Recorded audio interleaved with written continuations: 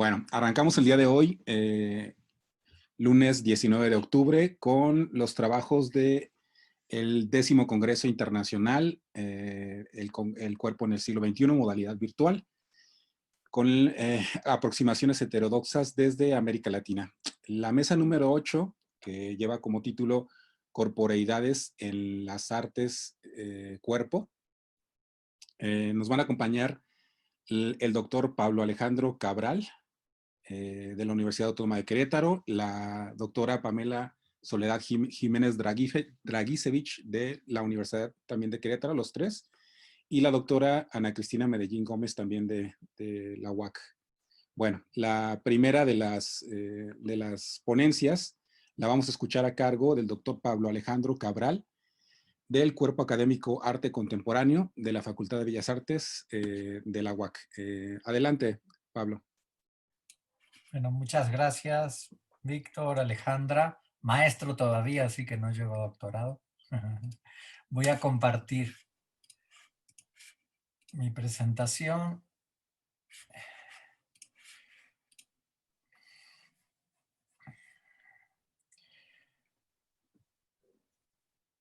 Ahí está. Perfecto. Ok, bueno, nuevamente muchas gracias por recibirme y gracias por permitirme compartir estas reflexiones que es parte de mi línea de investigación, ¿sí? Entonces es eutonía y escena y vamos a comenzar. Ese trabajo que voy a compartir tiene como intención desarrollar algunos aspectos teórico-prácticos de la eutonía aplicada al entrenamiento del artista escénico. Un training basado en considerar la unidad psicofísica del ser como punto de partida para el estudio del cuerpo en escena, lo que he dado en llamar en trabajos anteriores corpo-escena. En un taller que tuve la oportunidad de tomar con Roberta Carrieri, actriz de l'Odin Teatret, ella muy sabiamente expresó: el entrenamiento no es muscular, es mental. Conectar la mente con el cuerpo, porque es indispensable mantener la atención para que haya continuidad. Y sin lugar a dudas, el entrenamiento de la conexión cuerpo-mente es fundamental para que el artista sea visible en escena y su actuación sea observada por el espectador a través de todos sus sentidos. Es así como la eutonía, disciplina terapéutica, psicofísica, puede ser aplicada al entrenamiento escénico para poder aportarle al artista una manera de explorar su cuerpo y ampliar la conciencia de este.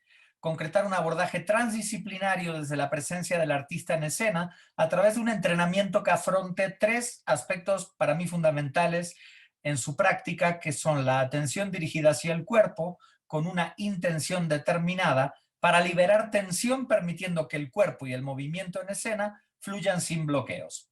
Entonces, en este trabajo lo que propongo es, desde la pedagogía y metodología de la eutonía, resaltar la importancia de, primero, la regulación de las tensiones corporales, ya que éstas bloquean el trabajo corporal y mental.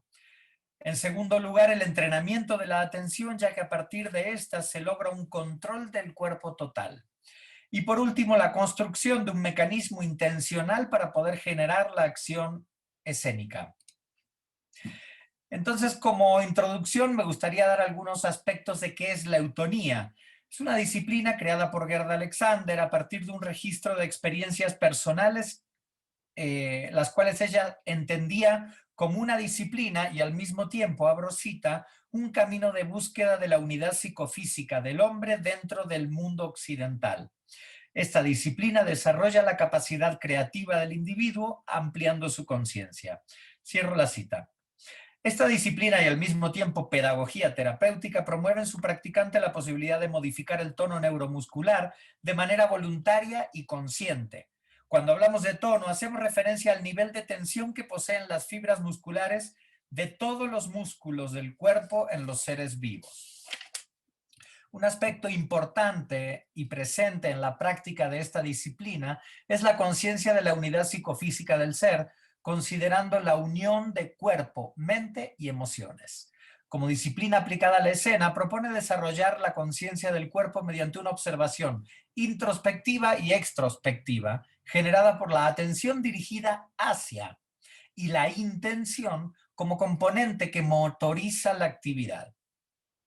Poner al cuerpo a través de la experiencia en un estado de creatividad artística en el cual la autoobservación como ejercicio consciente del pensamiento, más allá de su aspecto fenomenológico o abstracto, contribuye a la construcción del mapa corporal que le da al individuo un sentido de forma.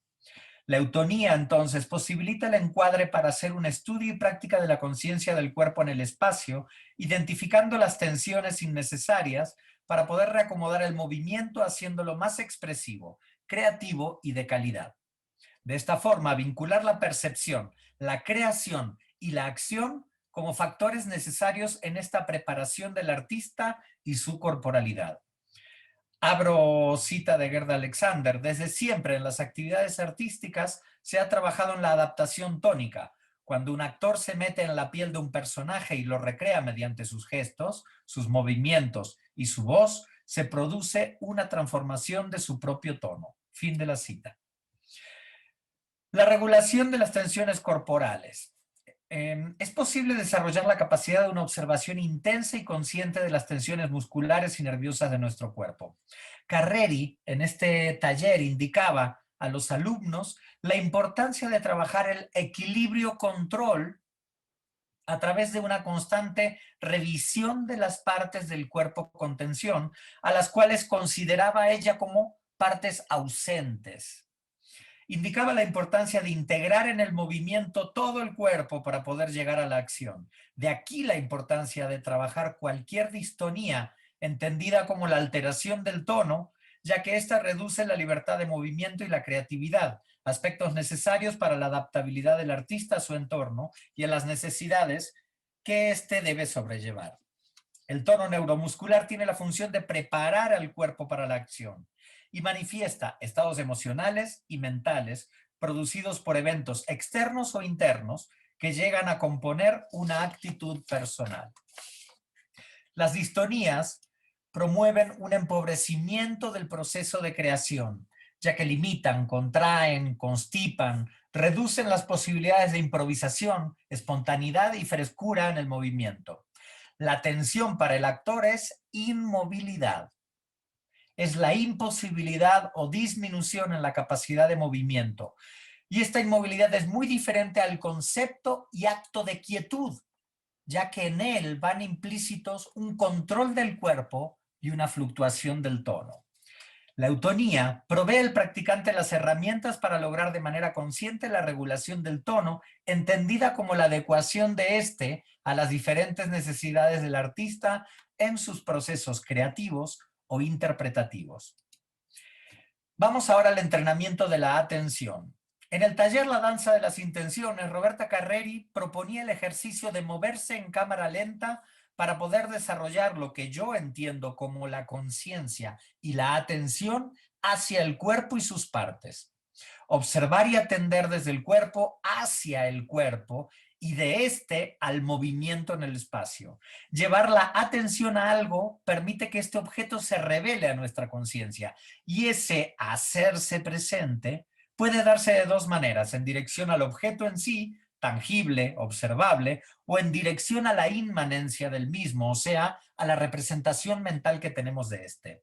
En ambos casos, la atención permite la aparición del objeto de manera real y concreta, lo que posibilita el trabajo corporal consciente.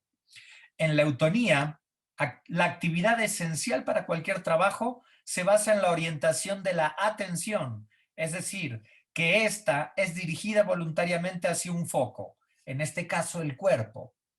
Esto proporciona un entrenamiento que facilita y desarrolla la amplitud y la agudeza al focalizar. La atención focalizada genera la modificación del tono, la cual puede ser percibida como una sensación de liviandad cuando el tono sube o de pesadez cuando el tono baja, pero complementando en la totalidad un estado de presencia ampliada o awareness.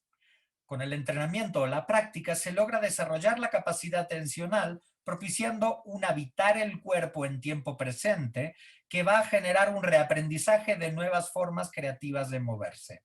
Una conexión entre el mundo interno y el externo del artista, ampliando la precisión en la percepción de su cuerpo como una unidad y de los estímulos que provienen del mundo que lo rodea. La construcción de un mecanismo intencional para la acción escénica. Un cuerpo pensante introduce la atención dirigida al registro perceptivo del cuerpo para lograr un estar o habitar un presente de manera consciente, con un sentido bidireccional, hacia uno mismo y hacia el entorno. Partir de una neutralidad del cuerpo o silencio corporal para poder llegar a la acción representa una serie de procesos y factores que intervienen y se ejecutan.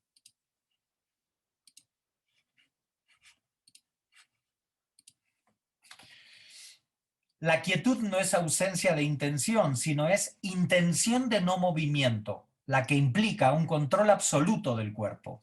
Muchas veces cuando se trabaja con actores, la intención se cae en la confusión tanto conceptual como aplicada de que es lo mismo que la tensión.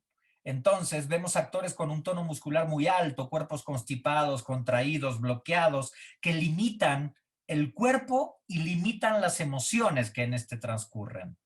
Tensión e intención son dos fenómenos completamente opuestos, ya que la primera, la tensión, lleva a la inmovilidad, mientras que la intención lleva a la motorización del cuerpo y a la acción en la escena. Intención es no rigidez, es equilibrio de la tensión en constante cambio, interactuando con el entorno. El movimiento se considera como el cambio de posición de un segmento o parte del cuerpo sin un objetivo o finalidad aparente. Entre este y la acción, los estudios en neurociencias del movimiento detallan un momento previo al que denominan acto motor, considerado como un movimiento con un objetivo específico, pero que no es aquel que se tiene como finalidad. Este objetivo puede también alcanzarse con otro acto motor diferente. En este sentido, una secuencia ordenada y encadenada de actos motores vinculados entre sí que buscan a través de la intención y precisión actuantes una finalidad es lo que dan lugar a la acción. Es por esto que la acción no puede ser considerada simplemente como una consecución de actos motores, ya que hay algo subyacente en este proceso, y eso es la intención. En el artista escénico existe otro factor importante y condicionador de la intención, y sobre todo de esta expandida hacia la escena y hacia el espectador. Y esto es la mirada. La mirada tiene tono, tiene dirección, tiene presencia, tiene foco y tiene intención. De esta manera se puede trazar un tender hacia lo que generará presencia en el escenario y presencia en la escena. La mirada se puede conectar desde la intención con todo el raquis o columna vertebral. Roberta Carreri en este curso planteaba un ejercicio con los alumnos al que llamaba la serpiente, en donde indicaba la analogía de que la cabeza de la serpiente son los ojos del actor, pero la lengua de este animal es la mirada. A partir de esta consigna internalizada por el actor, los movimientos comienzan a generarse desde la columna vertebral hasta llegar a trabajar la conexión de coxis con la mirada. Es en ese momento donde el movimiento de los ojos se conecta e integra con toda la columna, y allí comienza un juego de enfoques y desenfoques de la mirada para jugar el estar presente y el estar ausente. En conclusión, liberar las tensiones permitiendo que el tono fluctúe y cambie regulándose a las necesidades de la escena, que permita circular el cuerpo, la mente y las emociones, liberando a la naturaleza creativa del artista.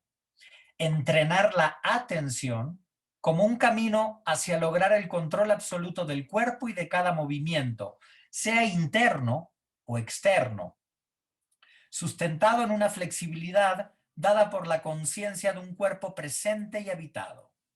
Crear desde la eutonía como una disciplina formativa y exploratoria para el trabajo escénico, un mecanismo intencional que le permita al artista producir intencionalidades que lleven a producir acciones sensibles, que emerjan y trasciendan la escena, generando una experiencia en el espectador, algo que éste atesore y recuerde como algo único. Aquí les comparto algo de la bibliografía. Y finalmente, muchas gracias. Después, si nos queda tiempo, podría extender un poquito más este proceso que se genera desde la acción en escena hacia el espectador, donde se involucra lo sensorial, lo perceptivo y las emociones. Así que muchas gracias. Muchas gracias, maestro Pablo. Continuamos con la ponencia de la doctora Pamela Soledad Jiménez Daraguisevich del Cuerpo Académico Arte Contemporáneo de la Facultad de Bellas Artes de la Universidad Autónoma de Querétaro. Ella nos presenta la ponencia titulada Elementos de la bioenergética para la interpretación escénica. Adelante, doctora Pamela. Hola, ¿qué tal? ¿Me escuchan? Todo muy bien. Muchas gracias, es un honor de verdad estar aquí, así que muchas gracias por permitirme compartir estas reflexiones. Y bien, como bien dice el título, pues justamente de lo que se trata es de los elementos de la bioenergética para la interpretación escénica. Vamos a ver, aquí está. Bueno, esta ponencia busca proponer un nuevo enfoque de análisis para la construcción de personajes en una puesta en escena, partiendo de las estructuras de carácter de la bioenergética de Alexander Lowen, puesto que aprender las bases de las estructuras de carácter permite tomar conciencia y experimentar sobre las actitudes y vivencias de un personaje, pero también sobre sus corazas, corporales, emocionales y mentales. La bioenergética es una psicoterapia corporal creada por Alexander Lowen, que trabaja con el cuerpo mediante la conciencia postural, antes y después de la terapia, que trabaja con el contacto físico, justamente para soltar la coraza, y con la expresión del movimiento, también antes y después de la terapia. ¿Por qué? Porque justamente la postura y el movimiento llegan a afectar la personalidad y la relación con el entorno. La bioenergética, entonces, es una forma de visualizar y comprender la personalidad en términos del cuerpo y sus procesos energéticos, pues las tensiones musculares manifiestan emociones reprimidas. Se abordarán las estructuras entonces de carácter oral, masoquista, rígido, esquizoide y psicopático. ¿Desde dónde? Desde sus correlaciones psicológicas, condición bioenergética, características físicas y posible experiencia esencial y factores de origen para estas estructuras. Así se explicará por qué estas pueden ofrecer un enfoque unificador entre la creación de personajes y la psicología, otorgando nueva información para el ámbito escénico contemporáneo. Para lograr este objetivo se partió de los textos de Alexander Lowen, principalmente El lenguaje del cuerpo, bioenergética, ejercicios de bioenergética y la voz del cuerpo, con el fin de clarificar y establecer los patrones de conducta de los posibles personajes a crear. Si la bioenergética es una forma de visualizar y comprender la personalidad en términos del cuerpo y sus procesos energéticos, quiere decir que a través del cuerpo y su expresión se percibe cómo alguien ve y se relaciona con el mundo. Las emociones son hechos corporales, volviéndose movimientos o tensiones en el cuerpo. En la bioenergética, ser consciente de su cuerpo es aprender a conocer su mente. En la bioenergética, el ser humano orienta su vida hacia el placer y huye del dolor a través de 3 capas de defensa. Primera, la psíquica, donde se da la negación, la proyección, el reproche y la desconfianza principalmente. La corporal, donde se dan tensiones musculares crónicas que justifican las defensas del ego. Y por último, la emocional, que incluye emociones reprimidas del dolor, desesperación, tristeza, ira y terror. En el centro se encuentra el sentimiento de amar y ser amado. Estas defensas se hallan bajo la estructura de un carácter. El carácter es un modelo fijo de comportamiento y es el modo en que un individuo lleva a cabo su lucha para conseguir el placer que desea. Abro cita de Alexander Lowen. Para entender cómo la estructura del carácter se suma al estrés vital, tenemos que ver el estrés como una fuerza opresora o impulsora. La palabra está relacionada con el latín strictus, que significa contracción. En la bioenergética estamos familiarizados con las contracciones. Cada tensión muscular crónica representa una contracción del organismo. Estas contracciones deforman el cuerpo y, por tanto, producen estrés en él. Su desarrollo responde a la formación del superego y son los equivalentes somáticos de las órdenes y amonestaciones paternas. Cierro cita de Alexander Lowen. La bioenergética es una psicoterapia corporal que se basa en un trabajo profundo con el cuerpo, donde se estimula a los pacientes a que permitan aflorar sus emociones reprimidas por medio de la conciencia de sus tensiones musculares. El terapeuta trabaja sobre los músculos contraídos de los pacientes, establece posiciones estresantes y movimientos expresivos, mientras los alienta a que dejen que las emociones emerjan. Se trabaja mucho en posición de pie, con la finalidad de poner énfasis en su contacto con la tierra y con su cuerpo. La bioenergética propone que, abro cita de Alexander Lowen, asumiendo la actitud corporal de otra persona, puede sentirse o captarse el significado de su expresión corporal. Cierro cita. Y aquí es donde se da una gran relación también con la capacidad de la construcción de personajes. Pero, ¿cuándo se originó esto de las estructuras? Bueno, pues cada una de estas estructuras es una consecuencia de experiencia de la niñez, que ha disminuido la sensación de seguridad y autoaceptación. Compensan diferentes sentimientos de un agravio ocasionado al yo, convirtiéndose en un patrón fijo de conducta. De las 5 estructuras de carácter, la oral, masoquista y la rígida se encuentran en el campo de lo neurótico. Significa una distorsión de la relación que se tiene con la realidad. La esquizoide y la psicopática, en cambio, se encuentran en el campo de lo psicótico. Significa que se pierde más el contacto con la realidad, hay una negación del ego como trastorno y una carencia de sensibilidad.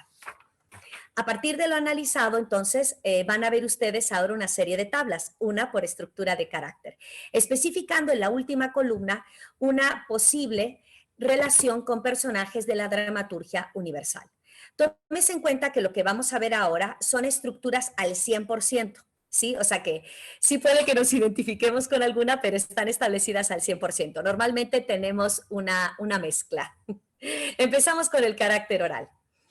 Rasgos típicos infantiles: débil sentido de la independencia, apegado a los demás, necesitado de que lo protejan y cuiden, es pegajoso. La típica persona pegajosa y codependiente, se siente incapaz de valerse por sí mismo. Correlaciones psicológicas. Al tener dificultad para sostenerse sobre sus propios pies, se pega a los demás. Propenso a la depresión, a la decepción y a la soledad. En las relaciones sentimentales, reacciona exageradamente a cualquier acción de su pareja que pueda parecer un rechazo. No hay coherencia entre el talento que dice que tiene y sus logros. Necesita elogios y atención. Rechaza las exigencias de la realidad. Condición bioenergética: baja carga energética enfocándose en la periferia. Características físicas. El cuerpo tiende a ser largo y sin tensión. Poco desarrollo muscular y apariencia infantil. Esternón hundido, ensanchamiento de las costillas inferiores, diafragma alto contraído, hombros elevados y vientre flácido.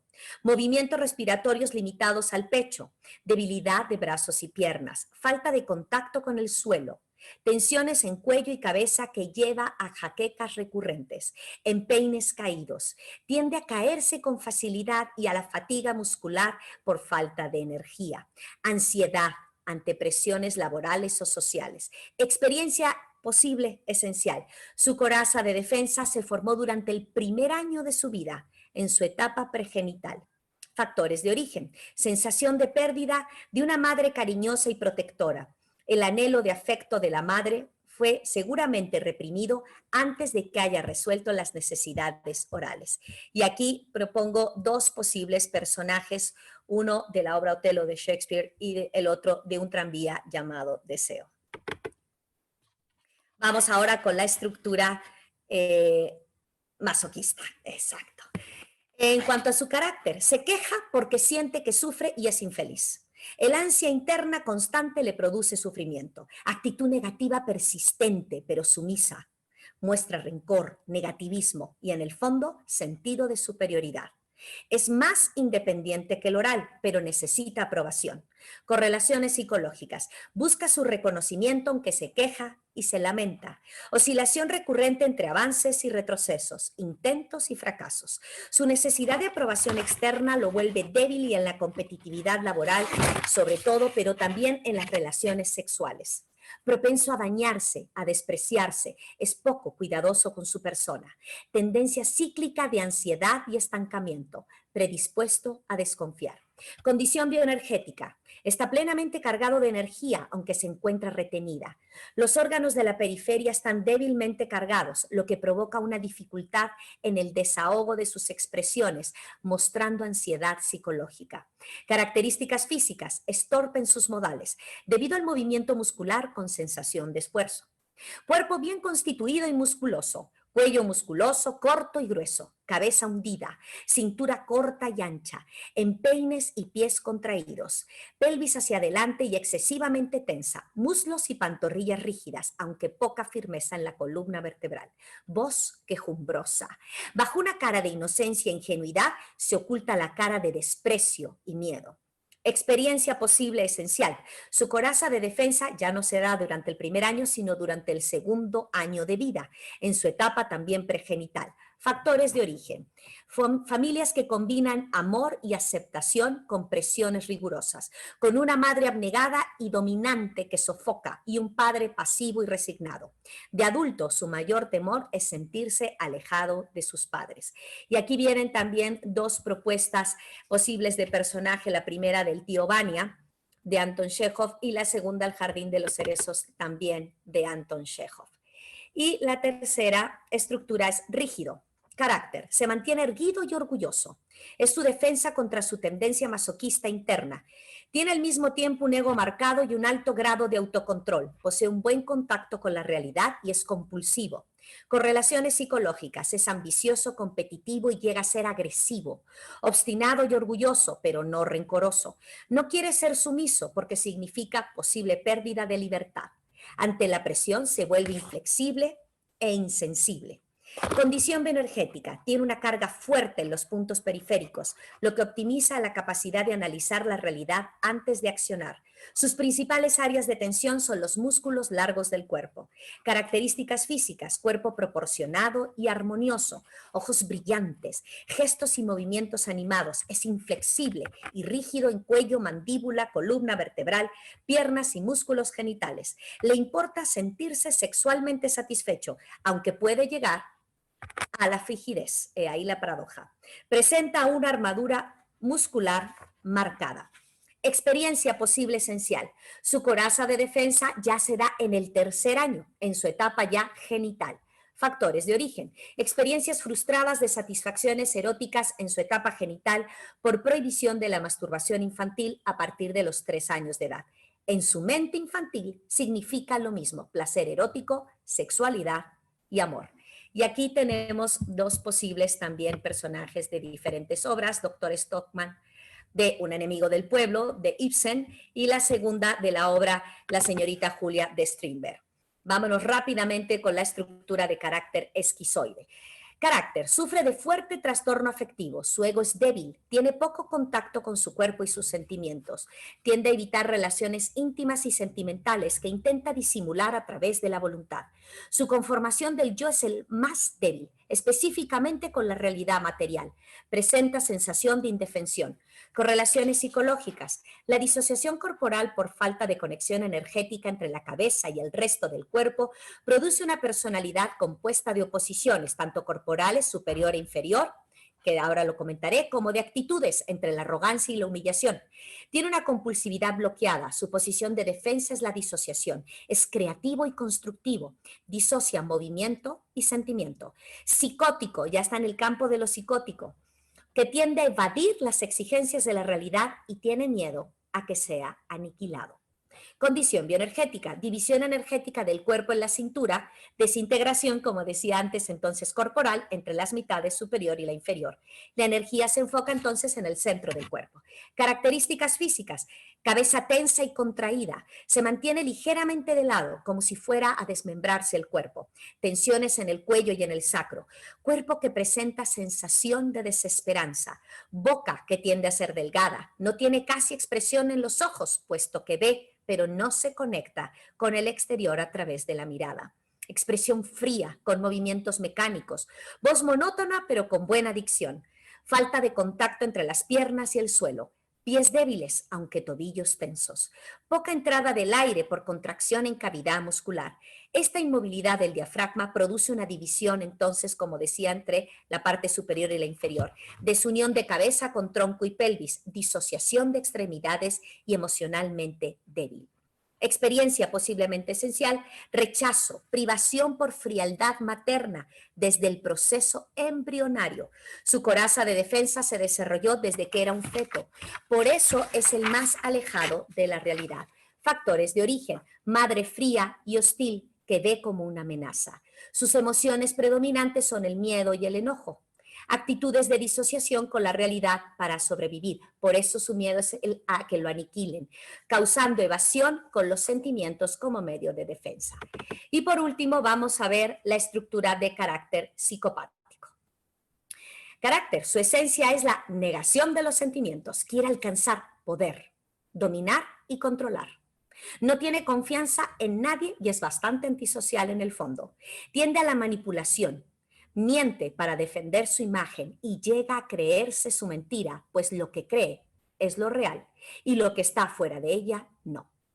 Correlaciones psicológicas, su guía de conducta es el poder. Usa cualquier medio para lograr su fin y justifica sus acciones considerándolas necesarias. No es tolerante ni comprensivo con las faltas de los demás, pues es como un pequeño Dios. Esta idea comenzó por parte del progenitor seductor al hacerlo sentir especial, aunque fuera con condicionamientos. No ven al otro, sino a la imagen que conciben del otro. No acepta críticas. En el psicopático hay dos tipos, el dominante que necesita tener a quien controlar o dominar con temor a ser controlado y no soporta la derrota y en ningún sentido la sexualidad la llega a tener unificada porque entra en juego con el poder. Y dos, el seductor tiende a ser encantador, suave y astuto. Su placer sexual, eso sí, está por debajo del placer de la conquista en sí. Condición bioenergética. Le falta la conexión entre los sentidos, la sensibilidad y el cuerpo. Energéticamente, la cabeza no está conectada con el cuerpo por la gran tensión en la base del cráneo. Sobre las dos estructuras psicopáticas, el dominante alcanza poder sobre otra persona por imposición y contiene la energía enfocada en el extremo superior del cuerpo. Y en cambio, el seductor tiene más carga energética en la pelvis, aunque está desconectada con el resto y por eso le puede llegar a doler mucho la zona lumbar. Características físicas. El cuerpo no está conectado con su sexualidad o con sus sentimientos. No percibe la diferencia entre amor y las relaciones sexuales. 1. El dominante tiene desproporción. La superior es más grande y de aspecto más dominante. Observa con desconfianza, la cabeza está tensa y la pelvis rígida. Y 2. El seductor tiene una espalda flexible, aunque la pelvis está sobrecargada y no tiene conexión con el resto del cuerpo. Experiencia, posiblemente la esencial, sujeto a manipulación desde temprana edad. Su coraza de defensa se desarrolló en la niñez. Esto es importante porque aunque es la etapa más tardía, el psicopático, se desarrolla con una polarización muy grande entre un progenitor y otro. ¿Por qué? Porque los factores de origen son justamente esta sensación de que vivió entre la seducción de uno de sus padres, significaba que todo el tiempo lo alababa, todo el tiempo le decía lo maravilloso que era, y el rechazo del otro. Refuerza entonces la idea que tuvo desde la infancia por parte del seductor de que es especial, un pequeño semidios. Y por último, la conclusión. Cuanta más conciencia se obtenga de la complejidad del ser humano en cuanto al porqué de su estructura física y cómo la conecta con sus sentimientos, más capacidad expresiva se tendrá como actor. Y las herramientas expuestas ofrecen esta posibilidad.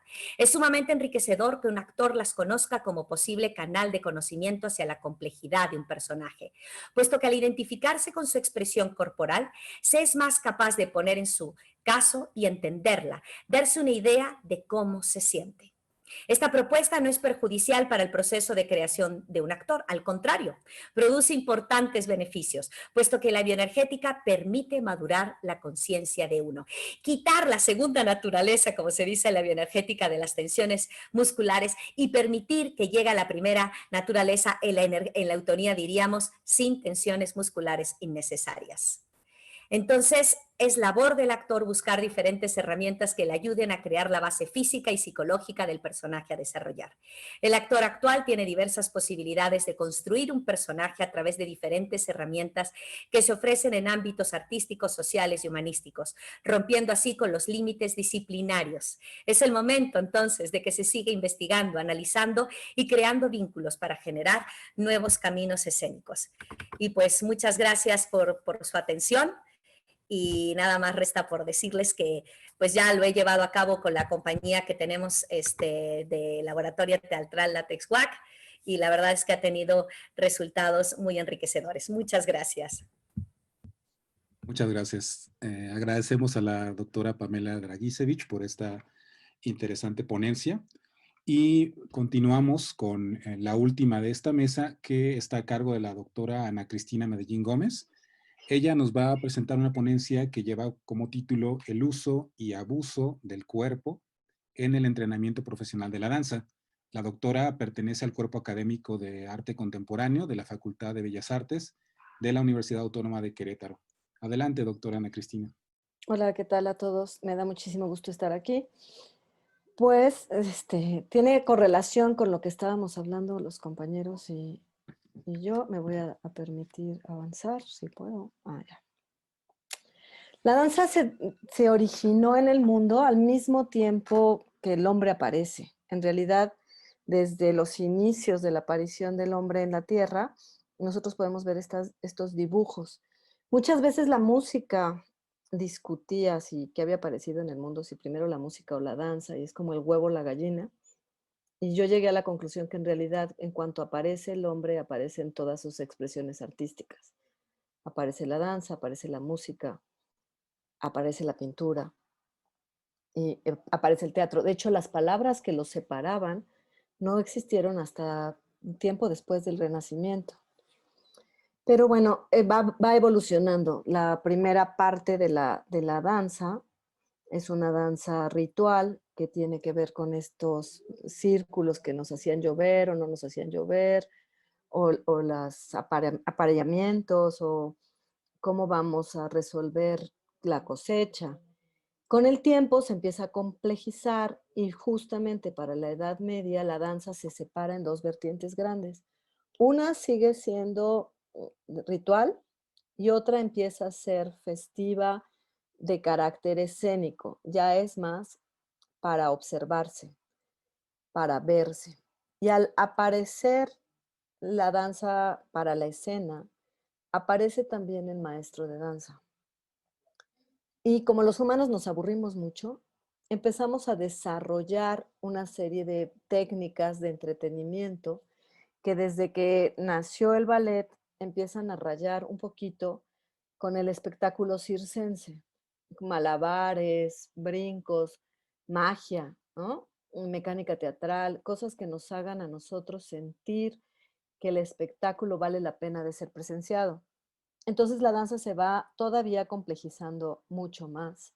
Y vienen las técnicas contemporáneas. Aquí una siguiente ruptura. La siguiente ruptura tiene que ver con Isadora Duncan, que intenta regresar a lo griego, como volver a las tradiciones antiguas, las túnicas, los pies descalzos, imitar estas esculturas griegas. Y Martha Graham, que justamente lo que estamos viendo es una cuarta de espirales de Martha Graham, que mezcla lo que conoce de danza y lo que conoce de yoga y lo que ha conocido de cosas que hace con la psicología. Esto es muy importante porque Martha Graham se hace muy famosa porque su danza es altamente dramática. Ella está buscando siempre ángulos agudos, cuerpos que están doloridos, grandes sufrimientos, justo muy parecido a los personajes que expresaba la doctora Pamela en la ponencia anterior, que con las corporeidades vamos a determinar qué le está sucediendo al personaje. Entonces, Martha Graham se enfoca a desarrollar una serie de movimientos que le van a dar sentido a sus coreografías. Pero, y aquí es donde el gremio va a saltar, y estoy lista para decirlo, ella nunca se preocupó por hacer una técnica formativa. Lo que Martha Graham estaba haciendo era entrenar a sus bailarines para sus propias coreografías. No puso atención en las estructuras anatómicas. De hecho, la anatomía empieza a ocuparse del movimiento ya muy entrado el siglo XXI. Mucho antes, todavía en el Renacimiento, la religión no permitía los estudios anatómicos. Entonces, digamos que la danza se ha venido desarrollando ignorando lo que la medicina, la kinestésica, la misma eutonía nos dictan. Si bien esta es una posición que estamos viendo de yoga, que se puede lograr muy bien, requiere de una serie de pasos que se van adquiriendo poco a poco y no todos los cuerpos van a resistir estar en esta posición durante mucho tiempo. ¿Qué es lo que pasa? Que todavía la danza ha tenido mayores vertientes, ¿no? Y empezamos a escribir libros de anatomía aplicada a la danza y hay personas que se empezaron a ocupar de cómo estaban funcionando las articulaciones, cuáles eran las cosas que funcionaban más. En Michoacán, la gente que hace danza ya se preocupa muchísimo por el aspecto somático emocional de los estudiantes, de los bailarines, pero todavía no logramos coaccionar o integrar todos estos elementos que la ciencia nos está diciendo actualmente a lo que podría ser un buen avance técnico de la danza. Entonces, ¿qué pasa? Que se reproducen muchas formas de entrenamiento que son inadecuadas para el cuerpo y se generan lesiones que son de por vida, sin que nadie lo considere importante o unos cuantos lo consideramos importantes. La mayoría de las personas dicen, bueno, el que sigue, este bailarín se rompió, que venga el siguiente. O hagamos un experimento y a ver hasta dónde se rompe. Tenemos estas imágenes que a mí me gustan mucho y habría que recordarles entonces a los estudiantes cómo el cuerpo debe coincidir con el movimiento que están realizando. Porque muchas veces los maestros de danza solicitan acciones imposibles, articulaciones en donde no hay articulaciones, flexiones en donde no hay flexión, extensión en donde no hay extensión.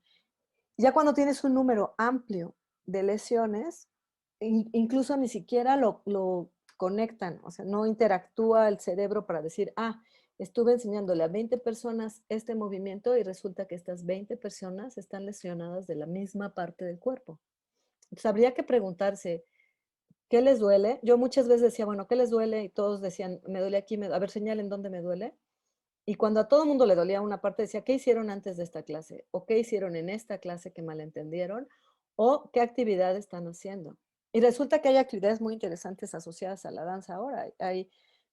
Bueno, esto ha sido tradicional desde miles de años, ¿no? Pedir las líneas rectas en ballet, que genera estos vencimientos del arco. El pie en la punta que va a tener un montón de problemas, ¿no? Pero, se repite. A mí lo que me preocupa es que se repite, se repite, se repite. Ahora que estamos en la pandemia, se usa mucho ver videos de otros bailarines o chavos famosos que hacen danza callejera e imitar lo que hacen.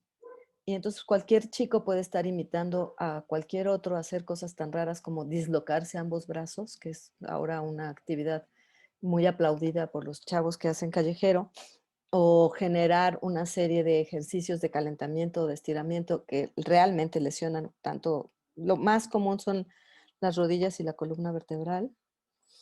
Y bueno, hay técnicas de entrenamiento que funcionan bien y que se han ido desarrollando y desarrollando y desarrollando. Sin embargo, tenemos que regresar justamente a las propuestas somáticas, a la eutonía, al rescate de la anatomía, a ver cómo funciona el cuerpo, cómo lo puedo llevar yo a estos resultados como el que estoy viendo, que es altamente estético, sin lesionar a la bailarina, permitiendo que esta bailarina llegue a una larga trayectoria, no la tengas que retirar de ser intérprete a los 30 años por una lesión que no tiene remedio, cosa que es muy común entre muchos bailarines de alto rendimiento. Bueno, también, hay otra cosa que pasa con las lesiones y con el cuerpo. En la anatomía hay una ley que se llama la ley de Wolff, que es el apellido de un señor que dice, lo que le pidas al cuerpo, el cuerpo te lo va a dar. Entonces, si tú estás parándote de punta, tu pie va a terminar con forma de zapatilla de punta. El problema es que muchas personas después van con este pie a un ortopedista y el ortopedista les dice que ese pie no es normal, no es viable, y los operan y los dejan ahora sí que completamente inmovilizados. En México pasó una vez con una chica que le operaron ambos pies porque tenía la forma de zapatilla de punta que le servía muy bien para bailar y dejó de caminar. Otra cosa que pasa y es muy común es el cuello rectificado en la columna vertebral por estas instrucciones repetitivas sobre que los bailarines tenemos que tener la espalda recta, recta, recta, línea recta, línea recta. Entonces pasa justo lo que nos comentaba Pablo, ¿no? Mientras nosotros estemos pensando, los procesos de pensamiento se vuelven reales y muchas veces terminamos con una espalda recta cuando lo que necesitamos es una espalda con 4 curvas. Entonces llegamos con unos cuerpos rectificados y los doctores se ponen en alerta y ya nos quieren dejar bailar cuando tenemos el cuello rectificado desde hace 20 años, ¿no? Pero hay quienes inventan estos aparatos, ¿no? O sea, ¿cómo le hago para modificar mi cuerpo? ¿Cómo le hago para transformarlo en algo para lo que no es habitual? Y por lo que he estado diciendo, espero que infieran que no estoy de acuerdo con estos aparatos, pero lo puedes comprar en Amazon, puedes comprar cualquier cantidad de cosas para torturarte hasta llegar a modificar el cuerpo, porque estas líneas de ballet hiperextendidas son muy bien vistas, aunque después generan mucha laxitud en los ligamentos. Aquí estamos viendo otra vez cómo todas están lesionando sus rodillas en una foto que nos exhiben como una foto correcta de una clase de ballet para un niño pequeño. Entonces, además tienen los glúteos con la cadera en una posición que todavía les genera menor movilidad en las piernas. Entonces te dicen aprieta las nalgas, cualquiera que haya ido a una clase de danza cuando era chiquito era aprieta las nalgas, pero estira las rodillas, pero mete la panza. Entonces al hacer todos estos movimientos se te salen las costillas y lo siguiente que dice el maestro de danza es muy bonito. Siempre dicen, pero respira. Porque ya después de todo lo que te pidieron es imposible respirar. Y bueno, también el hábito de manipular estudiantes, ¿no? Como ver hasta dónde llega y romper. Yo sí recibí una indicación directa de una maestra de danza que me dijo, mira, tú sientes que se atora y luego le das más y cuando truena se desgarra. Ay, está bien, andan 2, 3 días sin caminar, pero después eso los vuelve más elásticos. Esto ya lo había oído Pablo, pero en realidad no es cierto. O sea, cuando tú tienes un desgarre, se te hace una cicatriz muscular que genera una fibrosis que no te va a volver más elástico.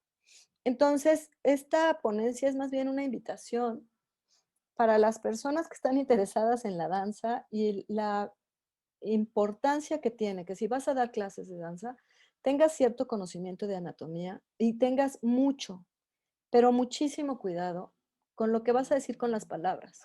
Porque a veces dices, dobla de aquí, estira de allá, empuja por el otro lado. Y la mente del estudiante lo entiende literal. Eso también puedes observar. Si eres un maestro observador, puedes observar que tus palabras son tan pesadas que a lo mejor estás diciendo cosas que todo el mundo está malinterpretando. Y ir preguntándote constantemente si lo que estás haciendo lesiona. Aquí tenemos a Martha Graham en una posición muy compleja de mantener. Martha Graham terminó con una artritis en silla de ruedas. Y esto que está de súper de moda, ¿no? Lo que vemos como bueno, la ya desarticulación del cuerpo, una estructura que a mí ya no me parece estética, pero que está en boga, de desarticular piernas, desarticular brazos, de gente que se les zafan las rodillas en pleno concurso de callejero. Hay unos chicos hermanos muy famosos que hacían un movimiento de caer en las rodillas. Un día en un concurso él cayó en las rodillas, no se pudo levantar. A la fecha todavía no camina bien, pero sus videos siguen en YouTube. Entonces los chavos de todo el mundo copian sus videos, copiando también este movimiento que lo hizo caer y romperse, y a nadie le interesa, a nadie le importa como decir, oigan, sería muy bueno que esos videos tuvieran advertencia, ¿no? O sea, antes y después. Porque un cuerpo que se busca en estos tonos de elasticidad no va a regresar, no va a regresar a ser funcional, ¿no? Vean esto, las dos chicas con la pata en la silla. Está bien, pero esa laxitud en algún momento se te empiezan a zafar las piernas solas. Das un paso y se te zafa la cadera. Yo conocí un par de chicas que llegaron aquí a Querétaro con esa situación por haber tomado clases muy chiquitas con personas que les exigían unos rangos que en época de crecimiento pues se pueden lograr, pero conforme avanzas te generan muchas problemáticas. Y eso es todo. Muchísimas gracias. Agradecemos mucho a la doctora Ana Cristina Medellín por su interesantísima ponencia. Y con esta misma cerraríamos la mesa que nos habla sobre, la mesa número 8 que nos habla sobre corporeidades en las artes, cuerpo. Y bueno, sin duda, los temas que se han tocado en esta mesa son de una importancia fundamental para un congreso como el que estamos llevando a cabo sobre la corporeidad. El maestro Pablo Carvajal, por ejemplo, nos recordaba sobre la unidad psicofísica del ser, sobre la importancia de poner al cuerpo a partir de la experiencia. Nos hablaba también sobre la conciencia del cuerpo en el espacio, sobre la regulación de las tensiones del cuerpo, sobre esta dualidad de equilibrio-control, que es muy importante, sobre la tensión, sobre que la tensión es inmovilidad en el actor, por ejemplo, o la importancia además del poder entrenar la atención para tener una mejor respuesta actoral. Nos habló también de las oposiciones tensión-intención y de la mirada como un trazo-intención y la importancia de poder entrenarla. La doctora Dragisevich nos habló sobre la bioenergética y la personalidad, sobre la creación de personajes y la psicología, sobre cómo va enlazada estas formas de conocimiento. Nos recordó también que el estrés es una fuerza importante que está latiendo en todas las dimensiones de lo corporal y nos tipificó muy claramente en un par de esquemas las estructuras que ella proponía como un seguimiento a este tipo de bioenergética. Nos habló de la estructura oral, de la masoquista, de la rígida, de la esquizoide, de la psicopática, y cómo cada una de ellas en sus diferentes dimensiones del carácter, de la correlación psicológica, de la condición bioenergética, de las características físicas, de la experiencia esencial, de los factores de origen o las posibles personajes, además esta relación que hace entre cada una de estas estructuras y algunos personajes de la dramaturgia, de las obras, de obras fundamentales para la historia del teatro. Y por último, la doctora Medellín nos habló sobre esta, quisiera yo decir, impactante ponencia que nos hace sobre la atención que se debe poner en el cuidado del entrenamiento y de la capacitación, sobre todo de los estudiantes de danza, y quizás se pueda trasladar a todas las demás artes, ¿no? Para mí, por ejemplo, que soy una persona que no está directamente involucrada con la disciplina dancística, sí me pareció realmente escalofriante en algunos momentos, incluso, por ejemplo, las máquinas estas que nos decía la doctora que venden en Amazon para poder desarticular los miembros, sin duda que son de llamar la atención y de poner énfasis sobre ese tipo de peligros que existen en la preparación. Bueno, abrimos este momento para algunas dudas, preguntas, inquietudes que Juan Fernando pudiera ayudarnos a proponer de las personas que están con nosotros, que nos acompañan el día de hoy, para los ponentes que nos hicieron favor de compartir sus trabajos. Bueno, buenas tardes o noches ya a todos. Tengo pues algunas preguntas y dudas que he recolectado aquí del chat. Entonces iniciamos con una pregunta muy puntual que tienen para Pablo. La pregunta la hace Alma Aguilar.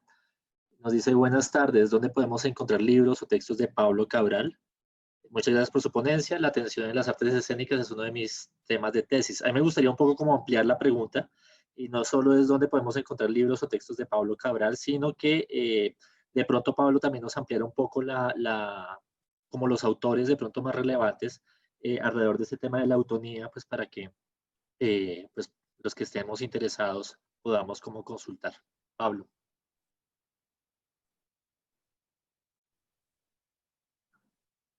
Pablo, tienes el micrófono cerrado, creo.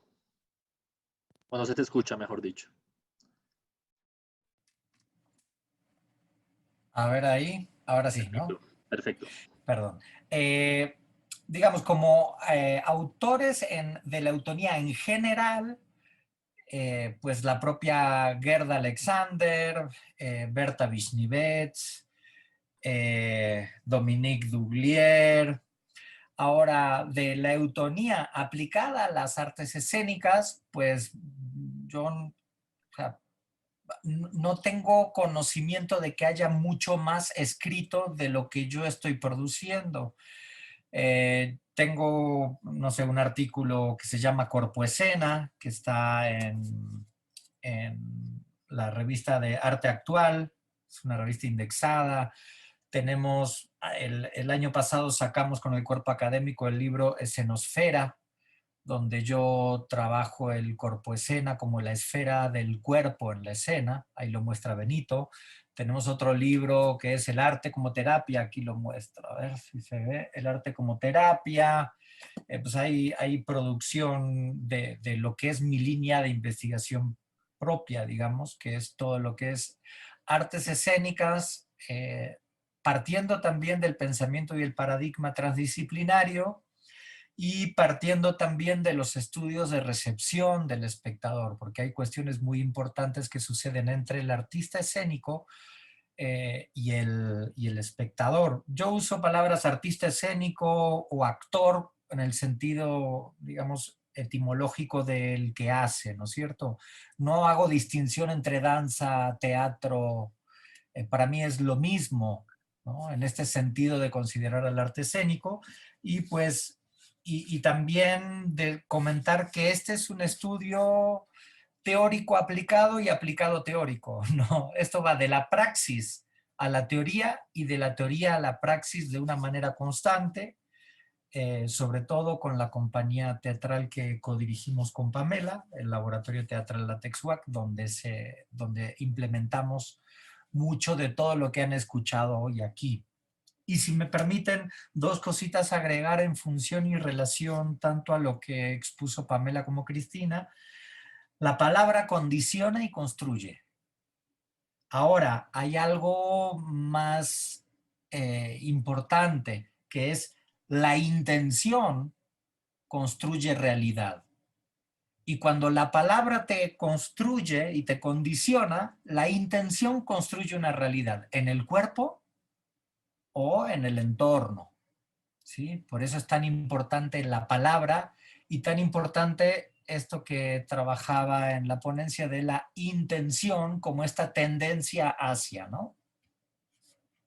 Un poco, Francisco Gómez Montt lanzaba una pregunta tanto para Pablo como para Pamela. Yo creo que un poco tú ya la contestaste, pero me gustaría entonces que Pamela recibiera la pelota del otro lado, porque Francisco pregunta qué relación hay entre las interesantes ponencias de la doctora Pamela y el doctor Pablo, ¿sí? Entonces, pues ya Pablo hablaba un poco acerca de la palabra y la intención. No sé, Pamela, ¿tú cómo puedes recibir esta relación que existe entre la bioenergética y la autonía? Sí, la relación es total, puesto que la bioenergética se habla mucho de la primera y la segunda naturaleza. Y la primera naturaleza, traspolándolo a lo que es la eutonía, nos habla justamente de las no tensiones innecesarias en el área muscular y por ende también en el área mental.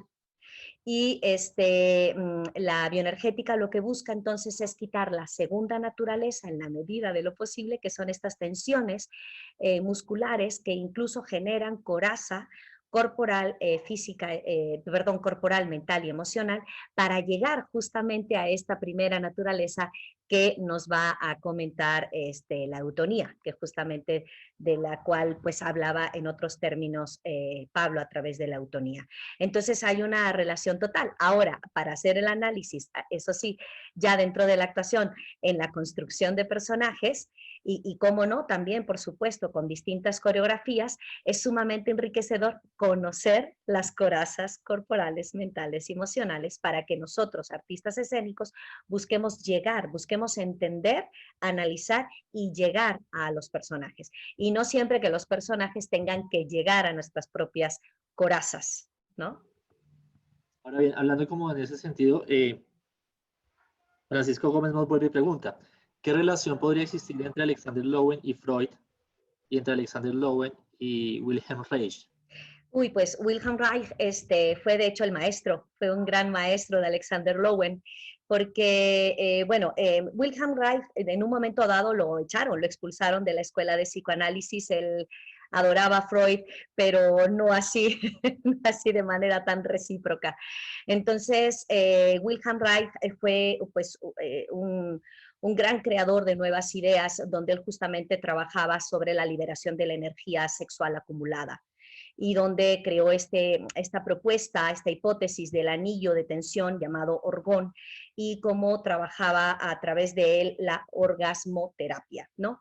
Entonces, en un principio, la propuesta de Wilhelm Reich fue muy bienvenida, porque él además sí estaba totalmente de acuerdo con Freud, pero él lo fue llevando hacia estos términos y desafortunadamente lo consideraron inestable y lo expulsaron de la academia. Pero Alexander Lowen, en cambio, sí fue alumno de Wilhelm Reich, pero cuando ya se fue enfocando cada vez más y más Wilhelm Reich en el orgón, Alexander Lowen entonces fue trabajando sobre otros aspectos que en este caso fue la estructura, las estructuras de carácter donde constituye el ser humano pues un organismo abierto de energía y organizado entre dos polos, principalmente la cabeza y los genitales. Y entonces a partir de ahí fue creando las estructuras y de este modo fue creando su propia propuesta teórica y se fue separando de Wilhelm Reich, aunque pues siempre lo consideró su gran maestro. Okay. Sí, y perdón, y agregando lo que decía Pamela, que también esta expulsión o hacer a un lado a Reich fue también una cuestión política y racial, ¿no? Porque era comunista y era judío. Sí, es verdad. ¿No? Entonces, en el contexto en el que estábamos a nivel histórico en ese momento del mundo, pues también fue un factor muy importante para que él fuera desplazado o discriminado, ¿no? Cierto. Okay, Muy okay. cierto. Alma Aguilar también pregunta acerca de las implicaciones éticas sobre el uso de estas personalidades o estructuras en el entrenamiento actoral. Si hay alguna metodología que esté desarrollando los cuidados morales, si saben algo Sí, de eso. claro, sí es verdad, hay que tener mucho cuidado.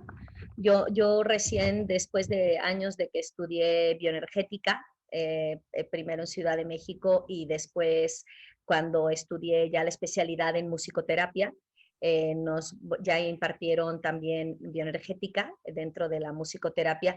Ahí fue cuando me animé a dar este paso, pero efectivamente es la primera vez, llevo 26 años siendo profesora y por primera vez lo hice en 2019. Primero con actores profesionales de la compañía justamente de la que nos mencionaba Pablo, Laboratorio Teatral Látex UAC, y siempre con el cuidado del análisis para la construcción del personaje. Siempre con este cuidado. Entonces, a partir pues, de lo que yo aprendí, justamente íbamos dando un entrenamiento muy enfocado hacia ello. O sea, la idea en ningún momento fue darles terapia. de bioenergética, sino cómo ciertos análisis de estructura nos ayudan a entender mucho más a los personajes, ¿no? Y entonces ahora en 2020, empecé ahora en agosto justamente a dar al tercer año de la carrera una materia optativa que es justamente esto, las estructuras de carácter, pero siempre con este objetivo. Entonces, cuando se tiene muy claro el objetivo, que es para la construcción de personajes, obviamente se va construyendo ejercicios muy específicos que parten obviamente de Alexander Lowen, pero que no implica que yo esté dando terapia al alumnado, sino que implica el poder construir personajes a través de estos análisis y de esta reflexión de estructuras de carácter. Ok, gracias. Hace un comentario CFS, no sé cómo sea el nombre. CFS dice, saludos doctora Pamela, evidentemente el trabajo actoral implica un rediseño corporal, psicológico y emocional para la construcción del personaje. Y creo pues que eso aplica para las 3 ponencias sin ningún lío también, ¿no? Bueno, Muchas pasando pues gracias. a la ponencia de Ana Cristina, que tiene un montón de comentarios, voy a ir como pescando algunos, a ver cuáles son como los que más nos pueden dar como información acá. El primero pues es el de Alejandra Olvera Rabadán, que dice, Cristina, creo que también un problema de las lesiones es que los lenguajes corporales son creados para cuerpos con determinadas características físicas. Eso genera muchos problemas cuando no se tiene esa estructura y se quiere llevar el cuerpo al modelo en vez de partir del cuerpo que se es. Quizás si además del estudio de anatomía y del desarrollo de la conciencia de cuerpo se permite la desarticulación de los modelos en vez de la desarticulación del cuerpo. No sé de pronto si puedes ampliar un poco alrededor como de esa mirada. Nosotros tenemos una imposición de cuerpo canónico sobre los cuerpos que obviamente están muy ligados como a esta mirada europea, eurocentrista. ¿Cómo puede aplicarse todo lo que tú estás planteando para los cuerpos latinoamericanos de una vez, ¿no? Y mexicanos, digamos, ya que los bailarines mexicanos que creo Fíjate que que esto... Alejandra le da en el clavo, ¿no? Porque, por ejemplo, yo coordino un programa de danza y dices, ok, ¿quién comete el error? ¿El que acepta un cuerpo que nunca va a llegar al estereotipo?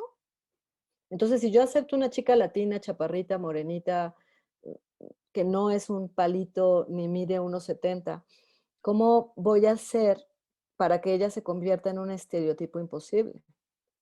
Necesito entender que si yo desde el principio, en mi examen de admisión, estoy aceptando estos cuerpos, tengo que trabajar con estos cuerpos y hacerlos ser funcionales para su proyecto personal. O sea, también hay que entender que la danza es terriblemente cruel. Hay compañías de danza, incluso la de Amalia Hernández, que si bien es danza folclórica mexicana, la estética te pide que siendo mujer midas 1,70 y seas de piel blanca.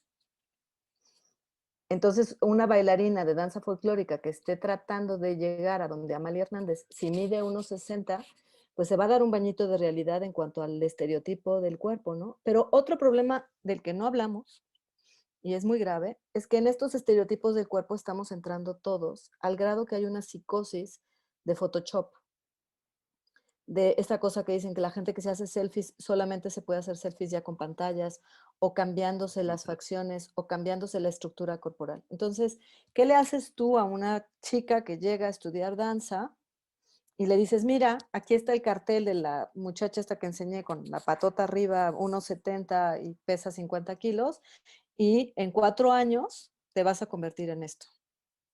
Entonces, claro, conforme avanza el semestre, conforme avanza el mes, la contraposición de las ideas y la realidad son tan fuertes que muchas personas se meten en unas presiones bárbaras, ¿no? Físicas. Hay gente que cae en enfermedades de alimentación o que están ahí haciendo cosas raras como ponerse en estos aparatos para hacer elásticos. O yo conozco más de un aparato para ser más alto. Cuando yo estudiaba danza había gente que se colgaba de los talones como vampiros para ver si así crecían, ¿no? O para pasar estos estándares de altura. Entonces, ¿qué se puede hacer? Pues conciencia. Yo creo que aquí estamos un grupo de personas muy, muy conscientes ya.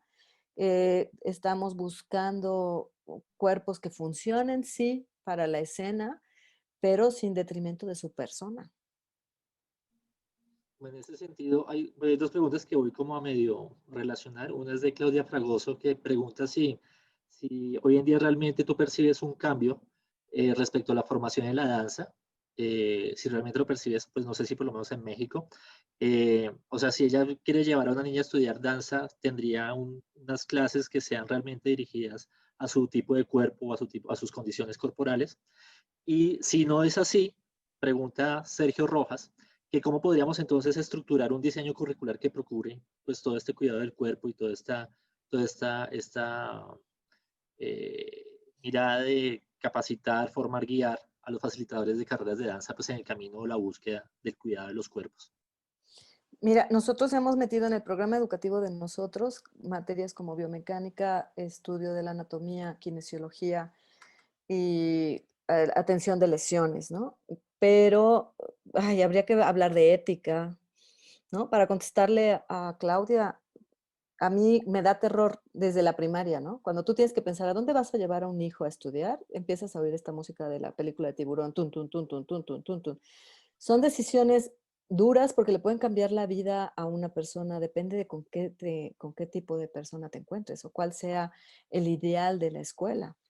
Entonces, en este momento tan ecléctico, a propósito que está Sergio aquí, o sea, en este momento en que es tan ávido de todo, puedes encontrarte un loco chino que está torturando personas para que bailen maravillosamente, pero entonces ellos sí tienen 200,000 chinos, de los cuales van a escoger 10 que sí se pueden contracturar, ¿no? Digo, que se pueden hacer un 8 sin morir, y los otros pues se van a quedar en el camino. Nosotros en México no tenemos 2,000 chinos para seleccionar, ¿no? Y la gente que llega, gracias a Dios, todavía llega por voluntad al arte.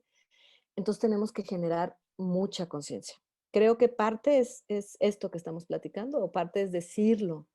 Yo las primeras veces que decía esto frente a mis maestros me decían que estaba yo loca, que cómo podía decir que Martha Graham estaba mal en las posiciones, o cómo podía yo decir que estaban lesionando gente. Y dices, perdón, pero la experiencia me pone a ver 1, 2, 3, 4, 5, 6, 20 personas con la misma lesión haciendo la misma actividad, no creo que sea una coincidencia. Y ahora nos toca, pues, decir esto, ¿no? Nos toca levantar la mano y decir, oigan, ¿no les gustaría enseñar lo mismo, llegar al mismo resultado, sin lesionar a nadie? Porque sí se puede. Ahora, Israel Chavira pregunta que si de pronto, o sea, ¿a quién debemos dirigir esas preguntas? ¿A los maestros y a los profesores o al mismo sistema, tanto educativo, político, económico, eh, en las que pues, se practican todas estas técnicas? Qué bonito. Aquí habría... Fíjate que en cuanto a la política educativa, ¿no? Siempre nos están poniendo a medir con cosas que no somos, incluso en la primaria, la secundaria, como nosotros teníamos unas escuelas muy bien estructuradas prehispánicamente, ¿no? Y empezamos a buscar cosas fuera y empezamos a perder nuestro vínculo incluso con el cuerpo. Toda la educación incluía al cuerpo en todas las culturas antiguas. Y después hay este cambio en la era industrial donde el cuerpo ya nada más son los ojos y la mente, y ahora lo vivimos a través de la computadora, donde tú pierdes tu cuerpo, ¿no? Entonces hay que hacer, Laban lo hacía, Feldenkrais lo hacía, se me acaba de ir el nombre, de este músico, con D, bueno, de verdad, se me olvidó, que también cuidaban que el cuerpo, Dalcroze, Dalcroze. gracias, gracias, Dalcroze, que acaba de haber un curso, que hubiera una relación entre lo que oigo, lo que hago, lo que siento, lo que pienso, integrar, como estaba a lo mejor el proyecto de educación del sexenio pasado, que a mí me gustaba mucho, integrar las artes a la educación común y corriente, ¿no? Pero tenemos al principio de las fotos puse estas imágenes del ballet del Renacimiento. Y todavía la gente que estudia ballet quiere llegar a esos estándares imposibles, ¿no? Estas niñas colocadas todas chuecas, y la gente que va a una academia de danza quiere esos resultados. Entonces también sí hay un estereotipo con el que romper. También todas las niñas de 15 años quieren tener el cuerpo de Photoshop de su héroe, que no existe, que existe en el papel, que ni siquiera reconocerían a su heroína sexual si la encuentran en la calle, ¿no? Porque hay mucho, mucho procesamiento de la imagen y estamos viviendo cosas que están fuera de la realidad. Entonces sí, hay que replanteárnoslo, por lo menos nosotros, nuestro entorno y nuestros hijos y estudiantes, para tratar de expander esto y generar una modificación, que va a ser lenta, porque digo, Dalcroze desde cuando lo dijo, 1700, Laban estaba ahí también. Sí, y perdón, Juan Fernando, sumando a esto que dice Cristina, ¿no? También tiene que haber un cambio de paradigma. Yo creo que estas situaciones extremas como la que estamos viviendo ahora del contexto de pandemia nos tiene que hacer reflexionar un poquito de qué pasa con el sujeto respecto del objeto, ¿no? Entonces dejamos de lado al sujeto, o sea, a la persona, para poner en primacía o en un lugar preferencial al objeto que es la danza o el teatro o aquello idealizado, ¿no?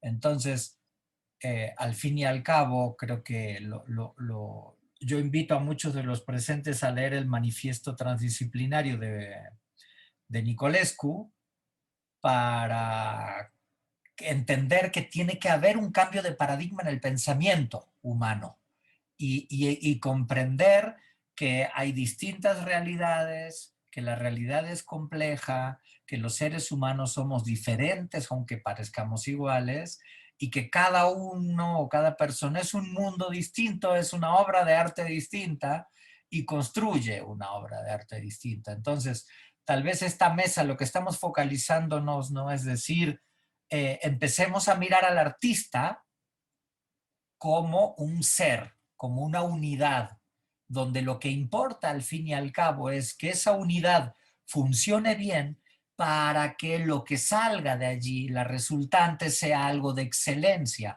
pero no sea algo de excelencia para un modelo, sea algo de excelencia desde la poética, desde esta llama, desde este fuego sagrado de cada individuo, ¿no? Bien, bueno, voy a cerrar leyendo los últimos comentarios y preguntas, ya pues no para responderlas, sino como para no dejar en visto a las personas que hicieron las preguntas. Y pues muchas de esas preguntas realmente también pueden ser dirigidas pues a todos los que estamos asistiendo a esta mesa, pues como para que nos mueva también un poco la cabeza. El primer comentario que quiero leer es de Rocío Luna. Dice, creo que trabajar el amor a sí mismo es fundamental, algo que podemos favorecer en el hacer dancístico. Los modelos capitalistas cosifican el cuerpo, lo prueben todos los vendedores de artículos de belleza, es algo que nos ataca en múltiples niveles, mucho en los medios masivos de comunicación. Estamos navegando contra la corriente, hay que poner a andar los motores. También han surgido muchas técnicas de trabajo consciente, somática, meditación, trabajo interno que contrarrestan. Por otro lado, pues Israel Chavire y Sergio Rojas tienen más preguntas, como que en esa casa se producen muchas preguntas. Israel dice, ¿qué tantos estos problemas tendrán que ver con una danza que se hace en respuesta a una tradición arte visualista más que sensorio-expresiva, así como también con la herencia del espectáculo escénico tropicalizado? ¿Qué puede decir de todo el trabajo que viene de la danza posmoderna? Y Sergio, por su lado, nos dice cómo atender las búsquedas, inquietudes y necesidades sociales, culturales, dancísticas que tienen los jóvenes actualmente versus estos problemas que expones que ocurren en la danza. ¿Será que las licenciaturas de danza como están planteadas actualmente no son atractivas o hacen match con lo que quieren ver los jóvenes? De nuevo, ¿cómo estructurar una licenciatura en danza que sea atractiva, viable y pertinente quizá para nuevos ingresos, ideas quizá? Eso un poco lo contestaste ya hace un momento. Otra vez Israel, Chavira pregunta si los cuestionamientos en torno a la salud integral de las y los artistas escénicos es hacia las y los maestros. Bueno, eso ya lo hemos hablado un poco. Francisco Gómez, admirable misión pro defensa de sus estudiantes. Liliana dice, no solo hay abuso del cuerpo físico, sino también en el aspecto psicológico. Es necesario dejar de perseguir la maravilla del rigor técnico y buscar el desarrollo de la integralidad de las personas. Y Jorge Yumikinga, que creo que está por Ecuador, dice, excelente reflexión, maestra Ana Cristina, los modelos corporales físicos para la danza en los diferentes géneros van construyendo una tradición que dista de otras ciencias que permiten encontrar cuerpos autónomos y no subordinados. Bueno, les agradezco mucho, Pablo, Pamela, Ana Cristina, pues por sus charlas, sus conferencias, sus ponencias, muy enriquecedoras y creo que ponen el dedo sobre la llaga de una problemática que sí realmente es muy grave y que hay que ponerle mucha atención, no solo en México, sino en toda América Latina, acerca de cómo estamos nosotros tratando nuestros cuerpos como latinoamericanos, como cuerpos que no entramos como tal en un canon, que no tiene por qué ser el nuestro. Y pues bueno, vamos a seguir entonces con la siguiente mesa. Que esa me toca moderarla a mí, entonces seguiré hablando y hablando y hablando y hablando. Bueno, sigue la mesa número 9. Mil gracias, mil gracias. Pamela, a ti muchas gracias. Ana Cristina, muchas gracias. Pablo, muchísimas gracias. Felicidades a Ustedes, todos. gracias.